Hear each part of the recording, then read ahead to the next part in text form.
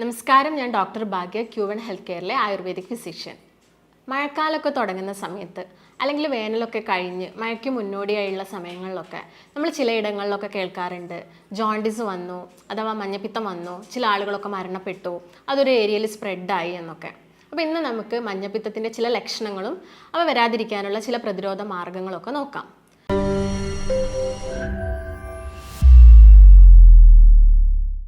ലിവറിനെ ബാധിക്കുന്ന ഒട്ടുമിക്ക അസുഖങ്ങളിലും ജോണ്ടിസ് അഥവാ മഞ്ഞപ്പിത്തം ഒരു ലക്ഷണമായിട്ട് കാണാറുണ്ട്. അപ്പോൾ എങ്ങനെയാണ് മഞ്ഞപ്പിത്തം ഉണ്ടാവുന്നത്? നമ്മുടെ രക്തത്തിൽ ബിലിറൂബിൻ്റെ അളവ് കൂടുമ്പോഴാണ് നമ്മൾ ഒരാൾക്ക് മഞ്ഞപ്പിത്തം അഥവാ ജോണ്ടിസ് ഉണ്ടെന്ന് പറയുന്നത്. ഈ ബിലിറൂബിൻ എന്ന് പറയുന്നത് ഒരു ബൈൽ പിഗ്മെൻ്റ് ആണ്. ഇത് നമ്മുടെ ലിവറിൽ ഉണ്ടാവുകയും ലിവറിന് പുറകിലുള്ള ഗോൾ ബ്ലാഡർ എന്ന് പറഞ്ഞൊരു ഓർഗനിൽ സ്റ്റോർ ചെയ്യപ്പെടുകയാണ് ചെയ്യുന്നത്. ഇത് മഞ്ഞ ഓറഞ്ച് നിറത്തിലായിട്ടാണ് കാണുന്നത്. ഇതിൻ്റെ പ്രധാന ധർമ്മം എന്ന് പറയുന്നത് കൊഴുപ്പിൻ്റെ ദഹനത്തിനാണ് ഇവ സഹായിക്കുന്നത്. അപ്പോൾ ഇവ രക്തത്തിൽ കൂടുമ്പോൾ നമ്മൾ ഒരാളിൽ മഞ്ഞപ്പിത്തം ഉണ്ടെന്ന് പറയുന്നു. അപ്പോൾ എന്തൊക്കെ കാരണങ്ങൾ കൊണ്ടാണ് ഈ ജോണ്ടിസ് ഉണ്ടാകുന്നതെന്ന് നോക്കാം. ഞാൻ പറഞ്ഞു, ലിവറിനെ ബാധിക്കുന്ന മിക്ക അസുഖങ്ങളിലുമാണ് ജോണ്ടിസ് ഉണ്ടാകുന്നതെന്ന്. അതിപ്പം എലിപ്പനിയിലും അതുപോലെ തന്നെ ഹെപ്പറ്റൈറ്റിസ് എന്ന് പറയുന്ന ഒരു ഗ്രൂപ്പ് ഓഫ് അസുഖങ്ങളാണ്. ഇതിലൊക്കെയാണ് മഞ്ഞപ്പിത്തം കൂടുതലായിട്ടും കണ്ടുവരുന്നത്. അതായത് hepatitis A, B, C, D, E എന്നീ വൈറസുകളിലും അതുപോലെ തന്നെ ചില മദ്യപാനികളിൽ ഈ ആൽക്കഹോൾ ഒരു കാരണമാവാറുണ്ട്. അതുപോലെ തന്നെ നോൺ ആൽക്കഹോളിക് കേസസ് ആയ എന്തെങ്കിലും മരുന്ന് കഴിക്കുന്നവരിൽ, അതായത് സ്റ്റിറോയിഡ്, പെൻസിൽ പോലുള്ള മെഡിസിൻ ഒക്കെ എടുക്കുന്ന ആളുകളിൽ കാണാറുണ്ട്. അല്ലെങ്കിൽ എന്തെങ്കിലും ഓട്ടോ ഇമ്മ്യൂൺ അസുഖമുള്ള ആളുകളിൽ കാണാറുണ്ട്. ചില കെമിക്കൽസൊക്കെ, അതായത് എന്തെങ്കിലും ഫാക്ടറിയിൽ നിന്നൊക്കെ വരുന്ന കെമിക്കൽസിനൊക്കെ കുറേ കാലമായിട്ട് എക്സ്പോഷറായ ആളുകളിലൊക്കെ നമ്മൾ ജോണ്ടിസ് കണ്ടുവരാറുണ്ട്. മഞ്ഞപ്പിത്തത്തിനുള്ളൊരു പ്രധാന കാരണം ഹെപ്പറ്റൈറ്റിസ് ആണെന്ന് ഞാൻ പറഞ്ഞു. അതൊരു ഗ്രൂപ്പ് ഓഫ് അസുഖമാണ്, വൈറസ് കാരണം ഉണ്ടാകുന്ന അസുഖമാണ്. അത് നമുക്കിന്ന് എന്താണ് ഹെപ്പറ്റൈറ്റിസ് എന്ന് നോക്കാം. അത് മെയിനായിട്ട് രണ്ട് തരത്തിലാണുള്ളത്. ഒന്ന് അക്യൂട്ട് ഹെപ്പറ്റൈറ്റിസും മറ്റൊന്ന് ക്രോണിക് ഹെപ്പറ്റൈറ്റിസും. അക്യൂട്ട് ഹെപ്പറ്റൈറ്റിസ് എന്ന് പറയുന്നത് ഇതൊരു 6 മന്തിൻ്റെ ഉള്ളിൽ തന്നെ ക്യൂർ ആവും. ഒരു പേഷ്യൻറ്റിന് മഞ്ഞപ്പിത്തം വരികയാണെങ്കിൽ അതൊരു 6 മന്തിൻ്റെ ഉള്ളിൽ തന്നെ ക്യൂർ ആവും. അത് പെട്ടെന്ന് വരുന്നതായിരിക്കാം. അതുപോലെ തന്നെ ക്രോണിക് എന്ന് പറയുന്നത് അതൊരു 6 മന്തിൻ്റെ മുകളിൽ ഒരാളിൽ കിടക്കും. കൂടുതലായിട്ടും ഈ ആൽക്കഹോളൊക്കെ ഉപയോഗിക്കുന്ന ആളുകളിലാണ് ഇത് കണ്ടുവരുന്നത്. അതുപോലെ തന്നെ വൈറസിൻ്റെ അടിസ്ഥാനത്തിലാണെങ്കിൽ നമുക്ക് A, B, C, D, E എന്നീ ഹെപ്പറ്റൈറ്റിസ് കാണുന്നുണ്ട്. അതിൽ ഹെപ്പറ്റൈറ്റിസ് എ എന്ന് പറയുന്നത് മെയിനായിട്ടും വെള്ളത്തിലൂടെ വരുന്നതാണ്.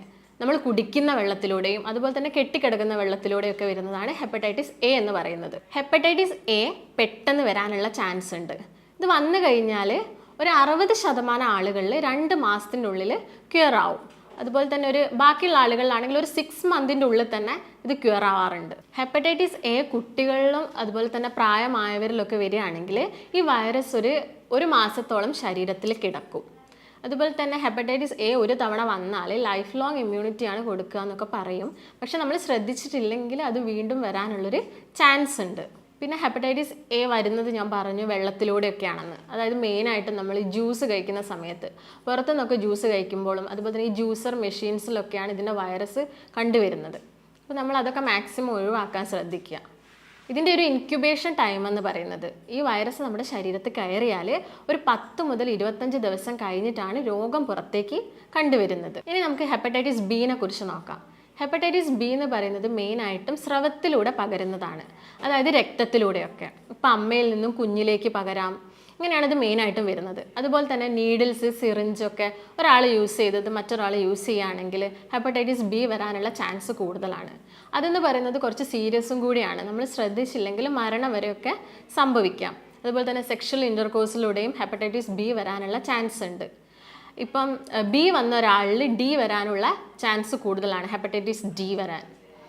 അതുപോലെ തന്നെ ഹെപ്പറ്റൈറ്റിസ് ഇ എന്ന് പറയുന്നതും വെള്ളത്തിലൂടെയാണ് കൂടുതലായിട്ടും പകരുന്നത്. അതും വന്നാൽ കുറച്ച് സീരിയസ് ആവാനുള്ള ചാൻസ് ഉണ്ട്, മരണമൊക്കെ സംഭവിക്കാം. അതുകൊണ്ട് നമ്മൾ ജോണ്ടിസിന് ഒരു ചെറിയൊരു ലക്ഷണമായിട്ട് മാത്രം കാണരുത്. അത് പ്രോപ്പറായിട്ടുള്ള കെയറും ട്രീറ്റ്മെൻറ്റും ഒക്കെ നമ്മൾ കൊടുക്കണം. ഹെപ്പറ്റൈറ്റിസ് അല്ലെങ്കിൽ ജോണ്ടിസ് വന്ന ഒരാളിൽ പ്രധാനമായിട്ടും കാണുന്ന ലക്ഷണങ്ങൾ എന്തൊക്കെയാണെന്ന് നമുക്ക് നോക്കാം. മെയിനായിട്ടും നമ്മുടെ കണ്ണിലും മൂത്രത്തിലും മലത്തിലും അതുപോലെ തന്നെ നഖത്തിലൊക്കെ മഞ്ഞ നിറം കാണാം. നോസിൻ്റെ, അതായത് മൂക്കിൻ്റെ അറ്റത്ത് മഞ്ഞ നിറം കാണാം. അതുപോലെ വിശപ്പില്ലായ്മ ഒരു പ്രധാന ലക്ഷണമാണ്.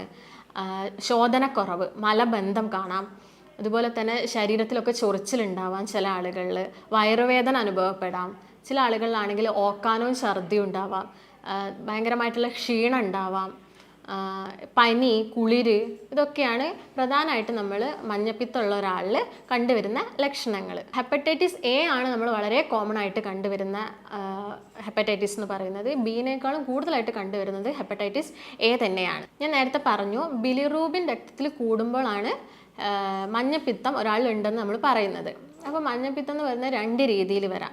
ബിലിറൂബിൻ ലിവറിൽ ഉണ്ടാകുന്നതിന് മുൻപും ചില ആളുകളിൽ ജോണ്ടിസ് കണ്ടുവരാം. അതുപോലെ തന്നെ ബിലിറൂബിൻ ചില ആളുകളിൽ ഉണ്ടായതിന് ശേഷവും ജോണ്ടിസ് കാണാം. ബിലിറൂബിൻ പ്രൊഡക്ഷന് മുൻപുള്ളതിനെ നമ്മൾ അൺകോൺജുഗേറ്റഡ് ജോണ്ടിസ് എന്നാണ് പറയുന്നത്.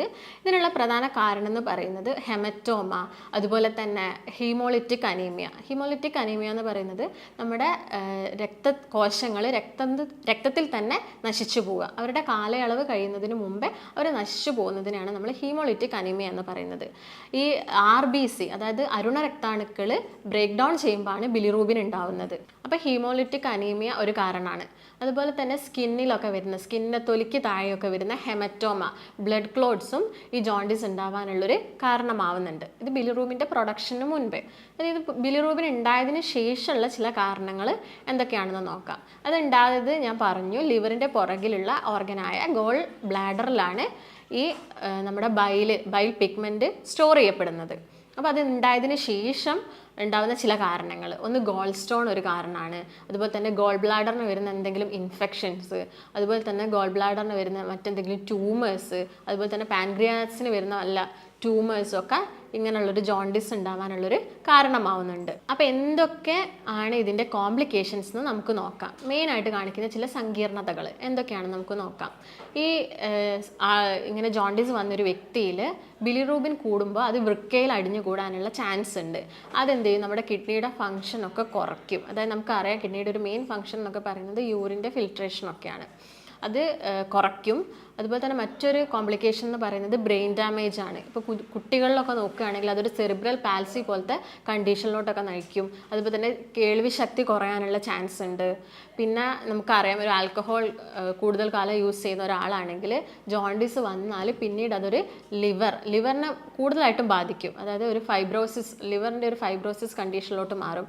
പിന്നീട് അത് സിറോസിസ് ആവാനുള്ള ചാൻസ് ഉണ്ട്. അതുപോലെ തന്നെ അതൊരു മാലിഗ്നന്റ് കണ്ടീഷനിലോട്ടൊക്കെ മാറാറുണ്ട്. അപ്പോൾ ഇതൊക്കെയാണ് ഒരു പ്രധാന കോംപ്ലിക്കേഷൻസ് എന്നൊക്കെ പറയുന്നത്. ഇനി നമ്മൾ എന്തൊക്കെ ഇൻവെസ്റ്റിഗേഷൻസ് ചെയ്യണമെന്ന് നോക്കാം.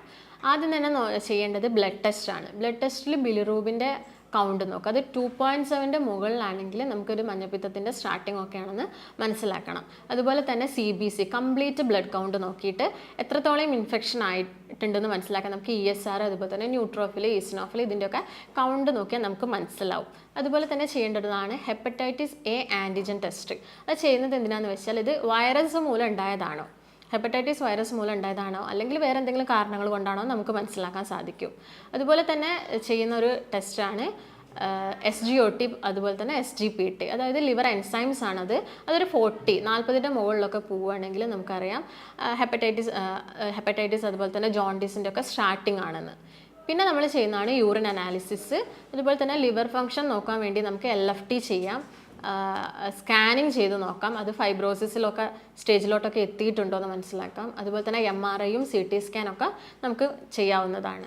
ഇനി നമ്മൾ ശ്രദ്ധിക്കേണ്ട കുറച്ച് കാര്യങ്ങൾ, അതിപ്പോൾ അതായത് ഹെപ്പറ്റൈറ്റിസ് വൈറസ് മൂലമാണ് അസുഖം ഉണ്ടായതെങ്കിൽ നമ്മൾ ശ്രദ്ധിക്കേണ്ട കുറച്ച് കാര്യങ്ങൾ എന്ന് പറയുന്നത്, ഇപ്പോൾ നമ്മൾ വെള്ളം കുടിക്കുന്ന സമയത്ത് അത് പ്രോപ്പറായിട്ട് തിളപ്പിച്ചാറിയതിന് ശേഷം മാത്രം കുടിക്കുക. ഒരു 30 മിനിറ്റ് അല്ലെങ്കിൽ ഒരു 20 മിനിറ്റ് എങ്കിലും വെള്ളം തിളപ്പിച്ചതിന് ശേഷം മാത്രം കുടിക്കുക. അതുപോലെ തന്നെ ആഹാരമാണെങ്കിൽ പ്രോപ്പറായിട്ട് പാകം ചെയ്യുക. അതായത് ഹാഫ് കുക്ക്ഡ് ഫുഡൊക്കെ ഒഴിവാക്കുക. അതുപോലെ ഫാസ്റ്റ് ഫുഡൊക്കെ ഒഴിവാക്കണം.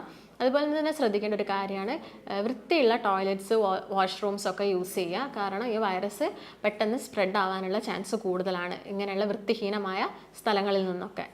അതുപോലെ നിങ്ങൾ ആൽക്കഹോൾ യൂസ് ചെയ്യുന്ന ഒരു വ്യക്തിയാണെങ്കിൽ അതിൻ്റെ ഉപയോഗം കുറയ്ക്കുക. ശരീരത്തിൻ്റെ ഇമ്മ്യൂണിറ്റി കുറയുന്ന ഒരവസ്ഥയാണ്. അപ്പോൾ ഈ വൈറസുകൾക്കും പെട്ടെന്ന് പിടിപെടാൻ ചാൻസ് ഉണ്ട്. അതുപോലെ തന്നെ ആൽക്കഹോളിക് ജോണ്ടിസ്, മഞ്ഞപ്പിത്തം വരാനുള്ള ഒരു ചാൻസും കൂടിയുണ്ട്. അതുപോലെ തന്നെ എന്തെങ്കിലും കെമിക്കലൊക്കെ ആയിട്ട് എക്സ്പോഷർ ചെയ്യുന്ന ഒരു വ്യക്തിയാണെങ്കിൽ അത് മാക്സിമം കുറച്ച് കണ്ടുവരാൻ ശ്രദ്ധിക്കുക. സെഡിമെൻ്ററി ലൈഫൊക്കെ ആണെങ്കിലും അത് ഒഴിവാക്കുക. ഇനി നമ്മൾ ഭക്ഷണത്തിൽ ശ്രദ്ധിക്കേണ്ട ഒരു കാര്യം, അപ്പോൾ ഞാൻ പറഞ്ഞു ലിവറിനെ ബാധിക്കുന്ന എല്ലാ അസുഖത്തിലും നമ്മൾ മഞ്ഞപ്പിത്തം കാണാറുണ്ട്. അപ്പം നമ്മൾ ലിവറിന് മാക്സിമം ജോലി ഭാരം കൊടുക്കാതെ നിൽക്കുക. അതായത് മാക്സിമം റെസ്റ്റ് എടുക്കുക. പിന്നെ ഭക്ഷണത്തിൽ നോക്കുകയാണെങ്കിൽ ഓയിലി ഫുഡ് കുറയ്ക്കുക, ഉപ്പടങ്ങിയ ഭക്ഷണത്തിൻ്റെ ഉപയോഗം കുറയ്ക്കുക, ഫാസ്റ്റ് ഫുഡ് അതുപോലെ തന്നെ ജങ്ക് ഫുഡ്, ഫ്രൈഡ് ഐറ്റംസ് ഇതൊക്കെ കുറയ്ക്കുക, ഷെൽ ഫിഷ് ഈ ഞണ്ട്, കക്ക അവയൊക്കെ പരമാവധി ഒഴിവാക്കുക. ഇതൊക്കെ നിങ്ങൾ ശ്രദ്ധിക്കേണ്ട ഒരു കാര്യമാണ്. ഇപ്പോൾ വെള്ളം തിളപ്പിക്കുകയാണെങ്കിലും കുറേ സമയം തിളപ്പിച്ചതിന് ശേഷം മാത്രം കുടിക്കുക, അല്ലെങ്കിൽ ഈ വൈറസ് പെട്ടെന്ന് പെരുകാനുള്ള ചാൻസ് കൂടുതലാണ്. അതുപോലെ തന്നെ നിങ്ങൾക്ക് ഫ്രൂട്ട്സ് കഴിക്കാവുന്നതാണ്, അത് ജ്യൂസ് ആക്കാതെ കഴിക്കാൻ നോക്കുക, ഫൈബറൊക്കെ നഷ്ടപ്പെടും. അതുപോലെ തന്നെ ഫ്രൂട്ട്സ് കഴിക്കുന്ന സമയത്ത് അത് നന്നായി കഴുകിയതിന് ശേഷം മാത്രം കഴിക്കുക. ഇപ്പോൾ വെജിറ്റബിൾസും അതുപോലെ തന്നെ കഴിക്കാവുന്നതാണ്, കൂടുതൽ ഓയിലൊന്നും ഉപയോഗിക്കാതെ, അതുപോലെ തന്നെ ഉപ്പൊന്നും കൂടുതൽ ഉപയോഗിക്കാതെ കഴിക്കുക. അതുപോലെ വെള്ളം കുടിക്കുകയാണെങ്കിൽ നിങ്ങൾക്ക് ബാർലി വെള്ളമൊക്കെ കുടിക്കാവുന്നതുമാണ്. അപ്പോൾ ഇത്രയും കാര്യങ്ങളൊക്കെ നിങ്ങൾ ശ്രദ്ധിക്കുകയാണെങ്കിൽ ഈ ജോണ്ടിസ് വരുന്നതൊക്കെ നിങ്ങൾക്ക് ഒരു പരിധി വരെ തടയാൻ സഹായിക്കും. അപ്പോൾ ഇങ്ങനെ ലക്ഷണങ്ങളൊക്കെ ആയിട്ട് ഒരു പേഷ്യൻ്റ് വരികയാണെങ്കിൽ നമ്മൾ പ്രോപ്പറായിട്ടുള്ള അനാലിസിസ് ഒക്കെ ചെയ്തിട്ട് ലാബ് ടെസ്റ്റുകളൊക്കെ നിർദ്ദേശിച്ച് വേണ്ട ഡയറ്റും അതുപോലെ തന്നെ ആയുർവേദിക് മെഡിക്കേഷൻസും നൽകുന്നതായിരിക്കും. അപ്പോൾ നമുക്ക് മറ്റൊരു നല്ല വീഡിയോ ആയിട്ട് വീണ്ടും കാണാം. നന്ദി.